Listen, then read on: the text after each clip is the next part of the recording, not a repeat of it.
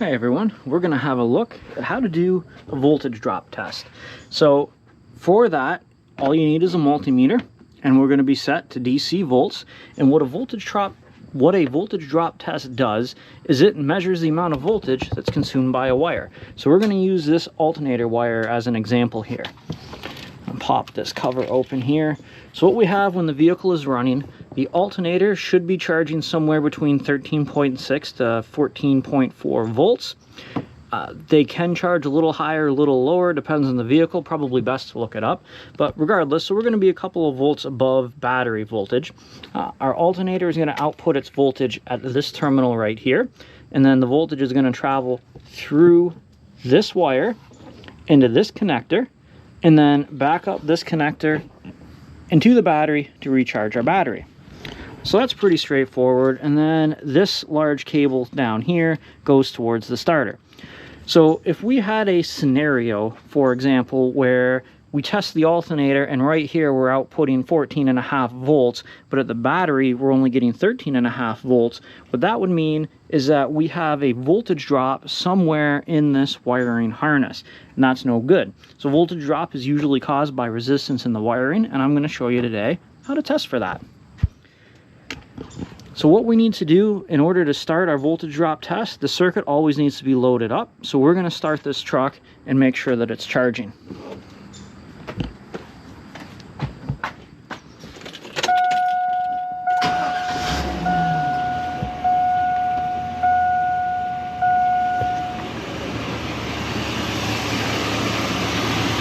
Okay, vehicle is running.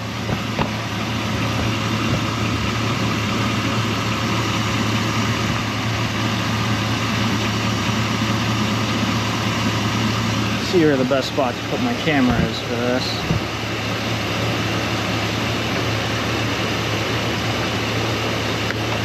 So I'm gonna hook up. I've got these little alligator clips to help me out. Now I'm going to check and see what my total charging system voltage coming back to the battery is.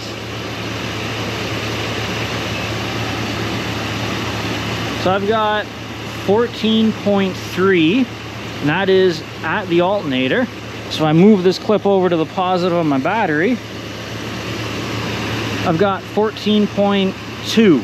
So I am losing 0.1 of a volt. That's 100 millivolts that I'm losing in that wiring harness.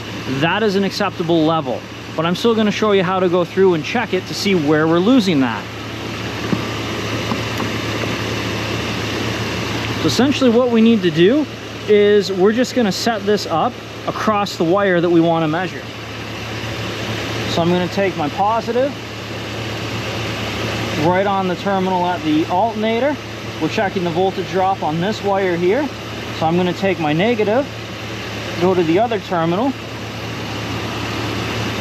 and I can see here that I am losing 30 millivolts. So that means this wire, which is supposed to in theory have zero resistance in it if it's a good wire, in reality they always have a touch of resistance in the wires and in the connections. So a 30 millivolt drop, that's not too bad.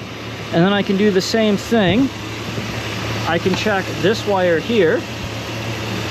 So I'm going to take my test lead, put it over on the battery. So now where I'm going is this connector. So I'm checking the voltage drop from this connection through this wire to the battery.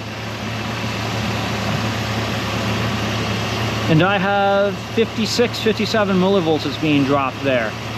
So I've got, just for easy numbers, if I had 60 millivolts there, I had 30, that gives me about 90 millivolts that's dropped, and we had about 100 millivolt drop. So we still have 10 millivolts that we need to find. That does indicate to me this wire is good too. We got to check the ground system. So now to do our voltage drop on the ground, I'm going to connect to the battery there, ground terminal of the battery. Grab my other connection, and I'm going to go to the case of the alternator. Get on there. Because the alternator grounds through the case. So if I take a look at my multimeter, we can now see that I've got 12 millivolts. So there's the other 10 millivolts that we dropped. That's our entirety of the 100 millivolt drop that we measured.